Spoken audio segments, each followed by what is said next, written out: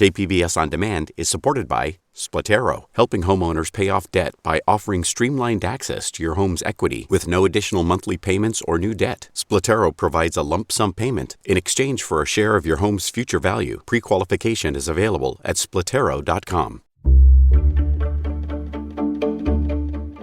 Good morning, I'm Annika Colbert. It's Friday, April 30th. Cannabis spending in local elections. More on that next, but first, let's do the headlines.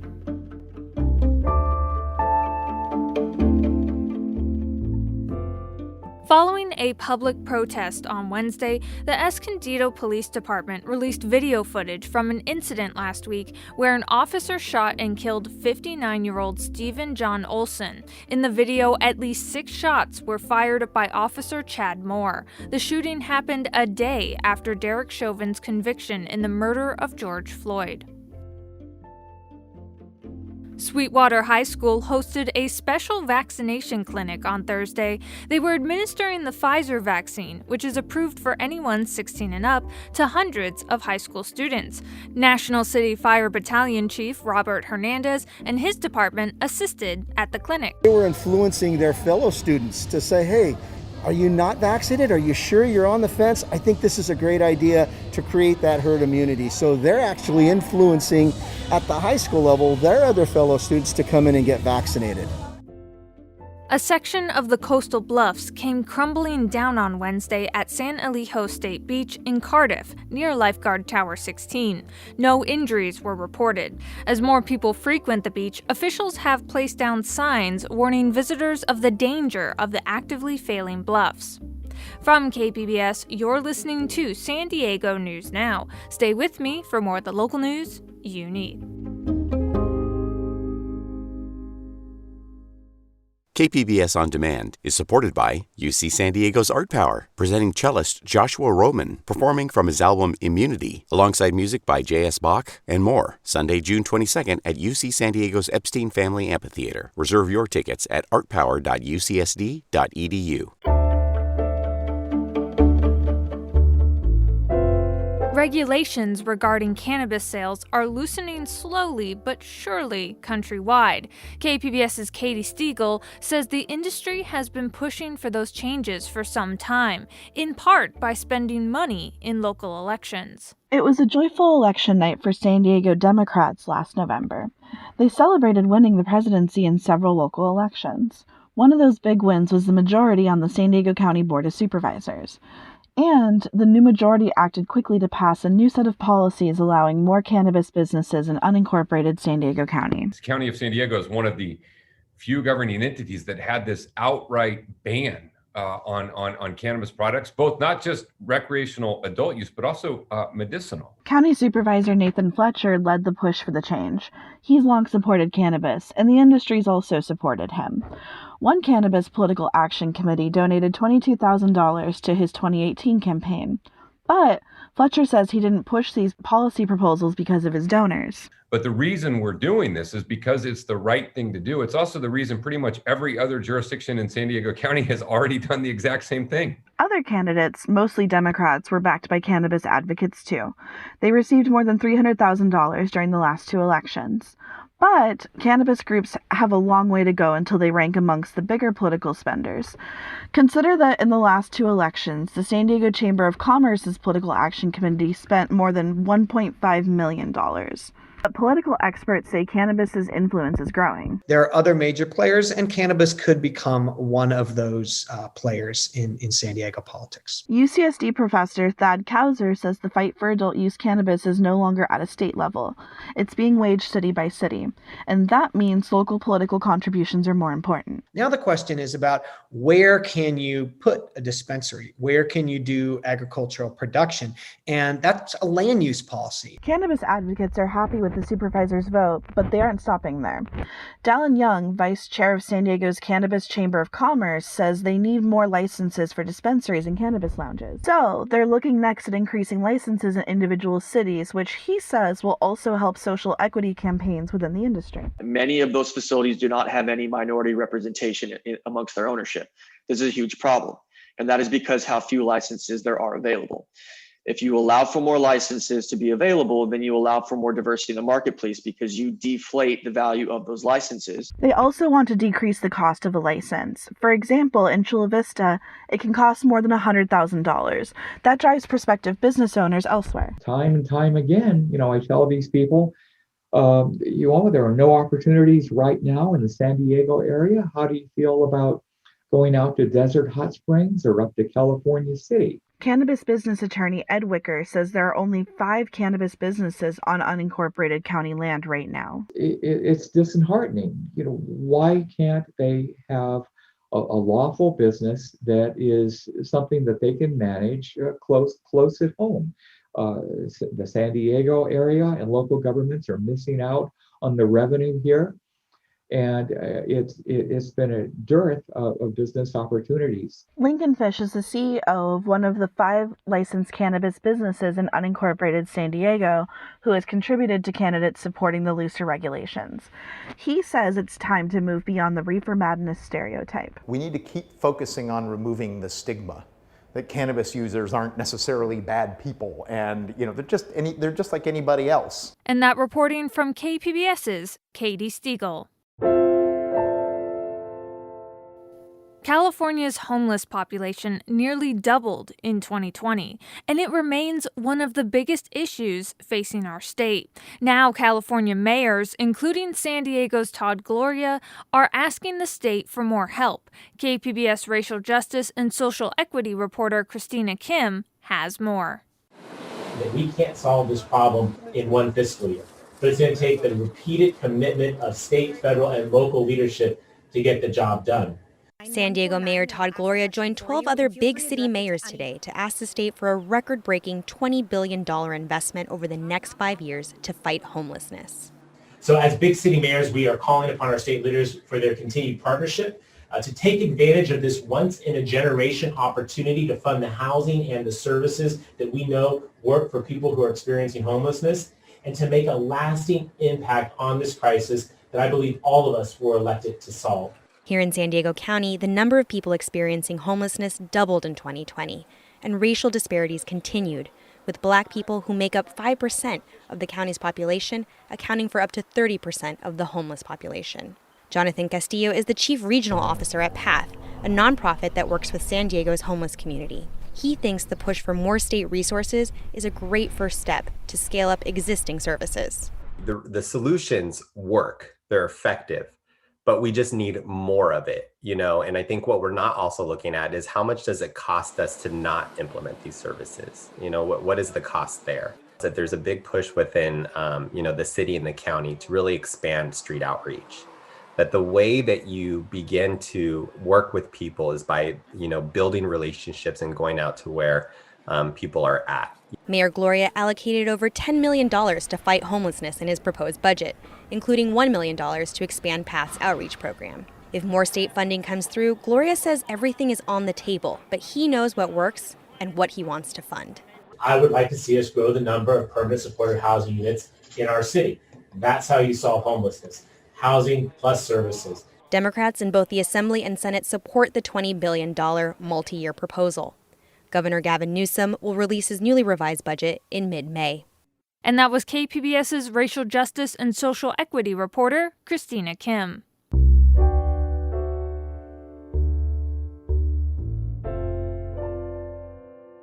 A proposal to build hundreds of homes on an abandoned golf course in Rancho Penasquitos took a step forward on Thursday.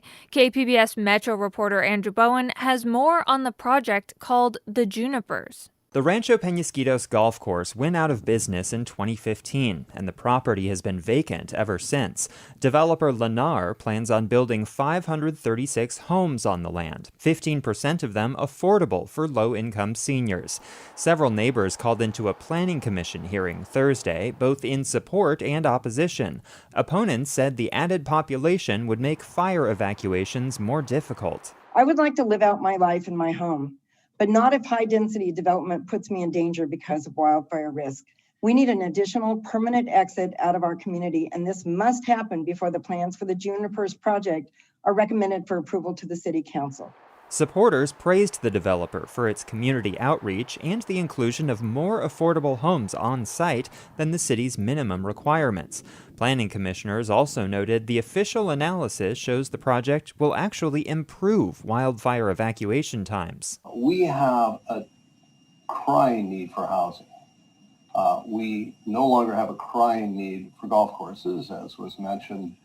And I'm convinced that this project does not provide a greater fire danger. In fact, I think it helps to mitigate fire dangers that already exist. The commission voted unanimously to support the project, which is expected to get a final vote at the city council in June. And that was KPBS Metro reporter Andrew Bowen.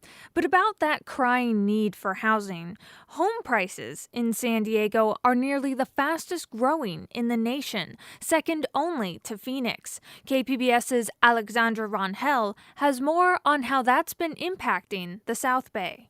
Realtor broker in Chula Vista, Ditas Yamani, says the South Bay is seeing a change in demographics of people moving in. She says a lot of young professionals and entrepreneurs are moving south. However, she says it continues to be the most desirable location for families due to affordability. Are you seeing multi-generational families maybe move in together so they can afford a home?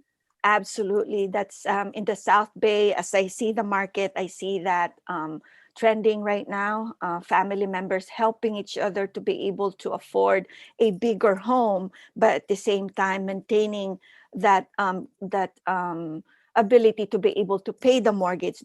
Home prices in the San Diego metropolitan area are up 17% in a year as of February. This according to a new report from the S&P CoreLogic Case Shiller. It's the fastest increase San Diego homes have seen in nearly 16 years. Statewide, 758, but here in San Diego County, it's 800,000. Yamani says the high price tag on homes is making it difficult for buyers to outbid their competition. First-time home buyers, the competition is very steep because they don't have that extra cash to put in, because right now, asking price is this much, but the competition is steep, so they go over. Yamani says the competition is due to a housing shortage. The average home in San Diego is sold within 6 days of being on the market. She says patience is a virtue, especially when it comes to bidding wars. It took us 4 months and about 30 bids to be able to win that offer. Overall, S&P CoreLogic says national home prices are up 12%, which is the highest in 15 years. However, record low mortgage rates are enticing home buyers. And that was KPBS's Alexandra Rangel. Coming up, our weekend preview from our KPBS arts editor and producer, Julia Dixon Evans. We'll have that next, just after the break.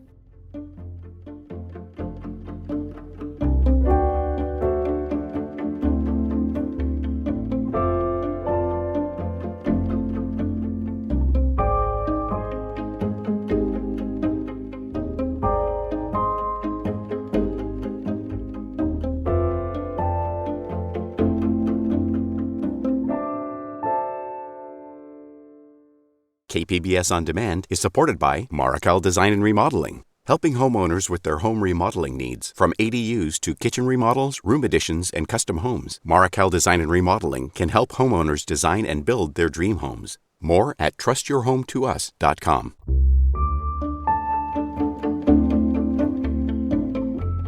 Well, if you're looking for a way to get into some arts and culture this weekend, KPBS arts editor and producer Julia Dixon Evans has her top 3 picks for this weekend's preview. First up is The Mountaintop, which is a filmed stage play put on by Roustabout's Theater, American History Theater, and TYPA, or the Teenage Youth Performing Arts Theater Company. It's set in a single motel room in Memphis, the night before Dr. Martin Luther King Jr. was assassinated, shortly after his final speech, known as the I've Been to the Mountaintop speech. It's a fictionalized account about how that night might have shaken out. The only characters are MLK himself and Kamei, a refreshing and devastatingly honest hotel employee who does not hold back when addressing Dr. King. One of the things I really loved about this play is the way it allows heroes like Dr. King to have flaws. I spoke with director Candace Crystal about this. One thing that our dramaturg, Kimberly King, and I discussed in depth was this deification of our heroes, right? Dr. King was put on this pedestal, and it was a situation where any wrong Dr. King did was magnified because of who he was. And I think it's really important as a community that we realize even our leaders will have flaws. It's not his job for me to hold him in this high esteem. He did his job. He pushed the movement forward. The Mountaintop streams on demand, but in a pretty unique model where you buy a ticket for a weekend day and you get 24 hours to watch the stream. It runs through May 16th, so that means you have 3 weekends left. Next is an open house for the Domestic Geographies exhibition at the Front Gallery in San Isidro. If you've put off seeing this incredible group show, there's just about a week left. And this Saturday, you can actually just pop in impulsively like the good old days. The open house is from 5 to 8 p.m. and you can view the art, get some snacks on the outdoor patio, and even enjoy a live DJ set from Lucy Libre. This exhibition features the work of something like 30 artists working in the border region. There's painting, photography, video, and mixed media, and there's something really unifying and coherent about the entirety of the show and the disparate ways these artists have interpreted the domestic landscape. That's the Domestic Geographies Open House, Saturday from 5 to 8 at the Front Gallery in San Isidro. And finally, the La Jolla Playhouse has commissioned a new dance film for its Digital Without Walls Festival. This is choreographed by Anjanette Mariah Ramey, who worked with filmmaker Ebony Harvey, and the pieces in this film are intended to portray stories of Southeast San Diego. There's music by Adrian Quintero, Christopher Apple, soundscapes by the David's Harp Foundation, and an appearance by Gil Sotu. There's a ton of excellent local dancers and arts champions. The Playhouse is hosting a watch party on Saturday at 11 a.m. It's free, but you have to RSVP. For details on all of these, or for more arts events, or to sign up for my weekly KPBS Arts newsletter, you can go to kpbs.org/arts.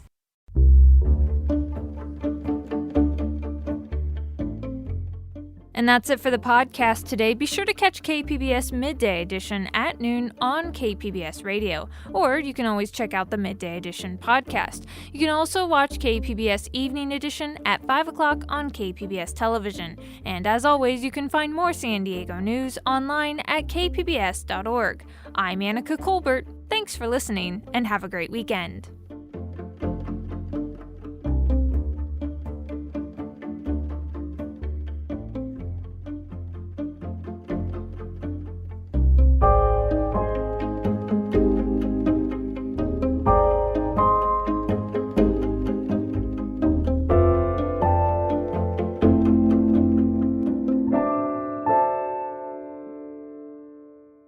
KPBS On Demand is supported by Paint Care, offering households and businesses in California more than 800 leftover paint drop-off sites for recycling. Quantities of 100-plus gallons of paint may qualify for a large volume pickup. Learn more at paintcare.org.